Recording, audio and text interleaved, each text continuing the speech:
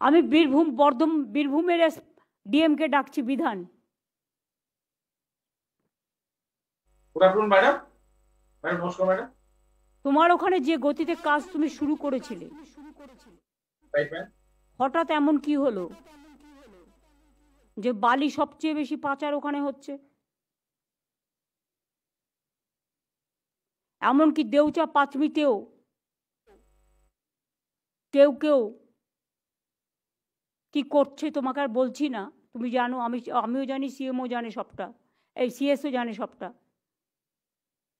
কার ইঙ্গিতে, কার অর্ডারে এসব হচ্ছে?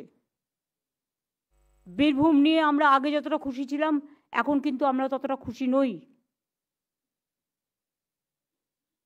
যেখানে লিকেজ হচ্ছে, আমি তোমার সময় দিচ্ছি 7 দিনের মধ্যে এগুলোকে রিকভারি করো। যখন তোমরা 5 মিনিট 1.5 মিনিট জমি নিলে, খাপছাড়া কেন নিয়েছো?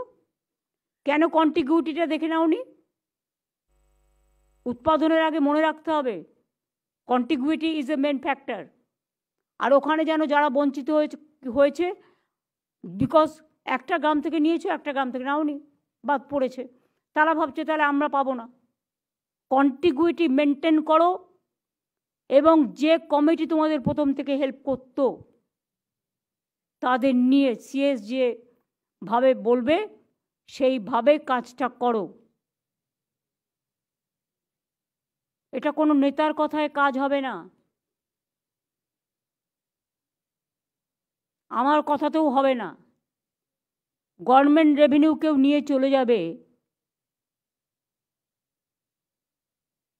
আর তোমরা আঙুল গুটিয়ে বসে থাকবে, এটা আমি কিন্তু টলারেট করব না।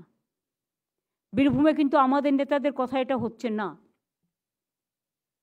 সরি, আমি বলতে বাধ্য হচ্ছি, ওখান থেকে সমস্ত বিজেপি ফান্ডে টাকা যাচ্ছে। আমি চাই না কোনো পলিটিক্যাল ফান্ডে যাক, তৃণমূলেরও যাওয়ার দরকার নেই, বিজেপিরও যাওয়ার দরকার নেই, সিপিএমেরও যাওয়ার দরকার নেই। মানুষের কাজ মানুষ পাবে। তুমি সেখানে তোমার দায়িত্ব অস্বীকার করতে পারো না। You are the district magistrate of the district and your SP. কিছু আইসিও যা ইচ্ছে তাই করে বেড়াচ্ছে। কী করছে দুবরাজপুরের আইসি, সিউড়ির আইসি, মোহাম্মদ বাজারের আইসি?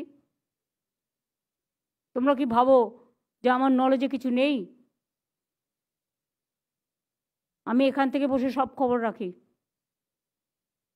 কাজে আমার হাত থেকে মানুষের জন্য কাজ না করলে আমি কিন্তু তাকে রেয়াত করি না। ভালো করে দেখে নাও, আমি তোমার 7 দিন টাইম দিলাম। কালকে মনোজ সিএসকে পাঠাচ্ছি আমি।